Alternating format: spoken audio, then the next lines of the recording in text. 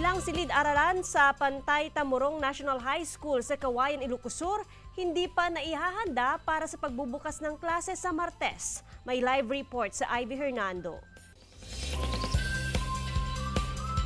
Ivy. Joanne, sa darating na Martes na August 29 ang pasukan, pero bakas pa rin ang iniwang pinsala ng nagdaang bagyong Egay dito sa Pantay Tamurong National High School ng Cauayan, Ilocos Sur. Bubungad agad ang nasa 30 electric fan na ito na nalubog sa baha at putik. Basa rin ang mga dokumento at modules. Balot rin sa putik ang mga printer na hindi na mapakinabangan pa.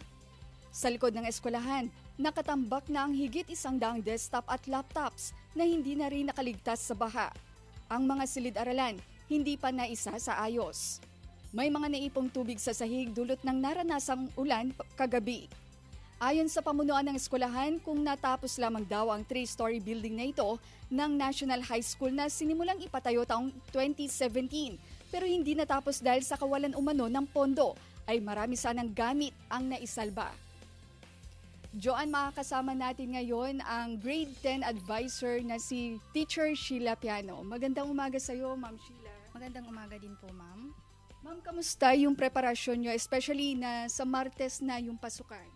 Sa ngayon po, Ma'am, meron pa pong mga natirang putik sa ating mga classrooms dahil nga po sa pag-ulan po nung mga nakaraang gabi. So ngayon po sa natitirang 3 araw po ay itatry po natin na linisin pa o tanggalin pa yung mga putik na natitira po sa mga classrooms at sa mga paligid. Ano po yung iniisip nating strategiya ngayon? Especially maraming learning kits yung nalubog sa baha at putik. Yun nga po, sadly po na nasira po yung mga modules at mga textbooks natin. Ang maganda po riyan, hindi po naabot yung mga TV natin na maaari po namin gamitin dito sa high school kasi po meron po kaming mga prepared na PowerPoint presentations. Nakita rin namin yung nakatambak na sa likod ng eskwelahan, yung mga laptops, desktop na talagang balot pa sa putik. Ano yung magagamit kaya ng mga junior at senior high school natin? Sa ngayon po talagang yung mga monitors namin at mga laptops namin ay sira po pero itatry po na ayusin ng aming mga ICT coordinators yung mga laptops para po may magamit po yung mga mag-aaral sa darating na pasukan. Ibig sabihin lang yan, marami mang iniwang pinsala ang nagdaang bagyong Egay ay tuloy na tuloy pa rin ang pasukan sa nalalapit na Martes. Maraming salamat sa iyo, Teacher Sheila. Maraming salamat din po, Ma'am.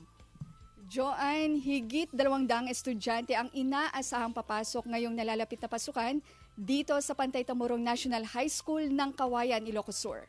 Joanne? Maraming salamat, Ivy Hernando.